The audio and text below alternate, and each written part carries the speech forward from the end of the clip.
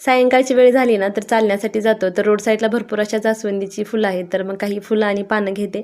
दोन्ही मिळून पेस्ट करून केसांना लावली ना केस छान होतात. तर आठवड्यातून एकदा तरी हे लावते. तर संध्याकाळचं मग फिरून झालं होतं, तर आता केरळमधल्या लोकांना ना बोलायला भरपूर लागतं. तर येता येता शेजारच्या काकूंसोबत थोड्याशा गप्पा मारल्या आणि माझं आता 45 मिनिट चालून झालं होतं. तर काही जास्वंदीची झाडं होती जी वाकडी तिकडी फुटलेली होती, तर मग म्हणलं ते कटिंग करून घ्यावी. आता जास्वंदी पटकन येतात, फुटतात आणि फुलं पण त्यांना लगेचच येतात. आणि आता मी गुलाब बरेच दिवस झालं लावलेलं आहे, पण गुलाबाला काही अजून फुलं येतच नाहीत. मोगरा आहे पण त्याला पण काही फुलं नाहीत. पण जास्वंदी 4 ते 5 प्रकारचे आहेत, तर भरपूर अशी फुले निघतात. देवाला घालण्यासाठी आपल्याला फुलं होतात. तर झाडं अशी कशी वाकडी होती ती कट करून घेतली शेपमध्ये आणि काही गुलाबाची पण कटिंग केली.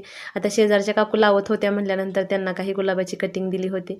तर कटिंग केली की नंतर व्यवस्थित वाढ होते. आणि असा होता आजचा व्हिडिओ. कसा वाटला व्हिडिओ कमेंट करून नक्की सांगा आणि चॅनलवरती जर नवीन असाल तर चॅनलला सबस्क्राईब नक्की करा.